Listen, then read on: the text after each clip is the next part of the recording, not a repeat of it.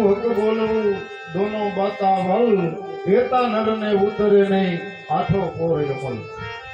हर भजू हरि नु भजन करू हक बोलू એટલે મિત્રો સત્ય બોલવું કોઈ દી જૂઠું બોલવું આ બે જેને વ્યસન હોય ને એને કોઈ દી અમલ ઉતરે નહીં ભગત પાસે બેઠા છે ઓખાણ કરવું છે એવી વાત નથી ભગત ફોન આવે એટલે મારે આચરણ થઈ ગઈ 50 કિલોમીટર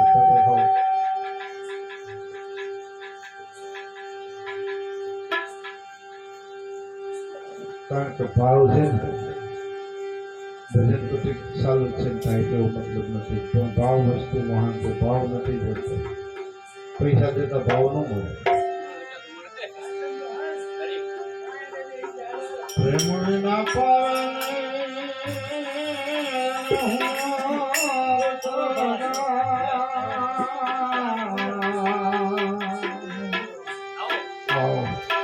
પ્રીતમ કહે પ્રેમ नहीं नंद कुमार हुनर गमे એટલા કરો પ્રેમ મોહિત અવસ્થા મળતી નથી બાપુ તમે આવ્યો મને મજા આવી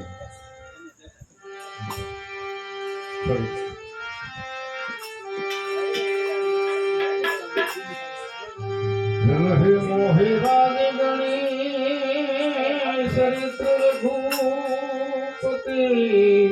વર્ણે નસકાહી જલહી મોહી મોહિત થઈ અને રાજગણી તમે દિવસ રાત ગીણા કરો પણ રઘુપતિની એવી વર્ણી છે સકાહી જાય નહીં વર્ણન જાય નહીં એટલે કીધું છે કે ધાર ભારતી લખન કીધી અને આ સર્વ પૃથ્વીનો કીધો सात सयोर की सही किधी पण हरि गुण लिखो ना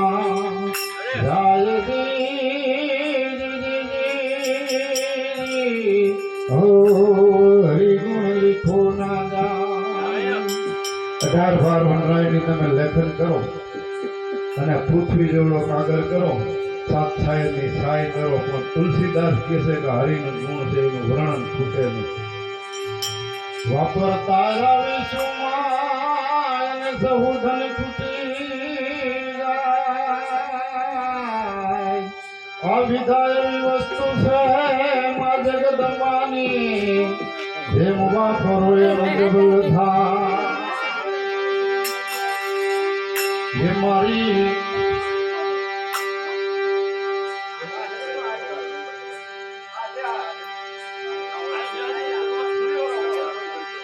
ये मारी मुंडे से कारो मारा दिल थामड़ा गिरदारी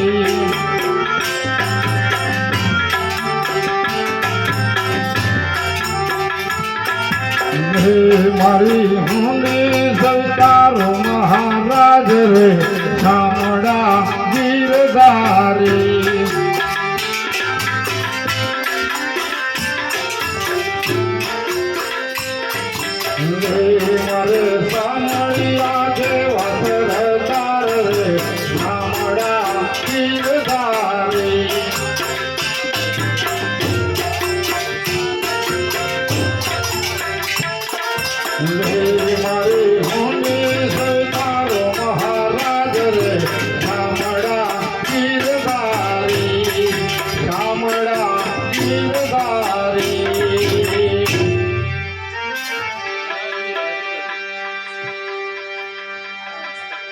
जगत में भगत में भरतु नहीं आदि अनादि नो वेर से मित्रों कोई दुख लगाता नहीं वाणी में जो कि भजनानंदी दायरो अपने फेरो थयो छे એટલે એમાં કઈ ઓલું હોય જ નહીં પણ અમારે આવી થોડી કલાકારોને ટેવ હોય બોલવાની માફી માંગી છૂટી રે પેટમાં બેહાડી બોલે છે ભાઈ માફી માંગી અરે એમ નો થોડી હાસ્ય રમૂજની વિનો વાત હોય તો થોડી મજા આવે બીજો કોઈ પ્રશ્ન નથી અરે નરસિંહ મહેતા એની રીતે ભક્તિ કરતા હતા ભક્તિ તો જો કે અંદર કરતા જ હોય પણ ભક્તિ કરતા પાછા ઈર્ષાળ વધારો હોય મહારાજ કે આજ થાકે કાલ થાકે આજ થાકે કાલ થાકે એલા ભાઈ રહેવા દે ને એની વાત સાચી છે તીર્થવાસી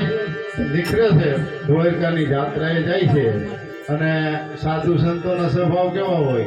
કે નીકળે ને 5 પછી જે મળે ફાળો કરતા થઈ દ્વારકા જઈને એને 84 કરી એટલે આ ભેળા પૈસા કરતા કરતા જુનાગઢ આવ્યા અને વાહરી ભરાઈ ગઈ તે સમય એમ કે રાણી સિક્કાના રૂપિયા હતા અટાણે તો કાગળની નોટું છે 5 લાખ જા ફોનમાં પડ્યા છે આગળની તસ્કરો એટલે જ્યાં જોઈને પછી બતાવે એ સમય નહોતો તેથી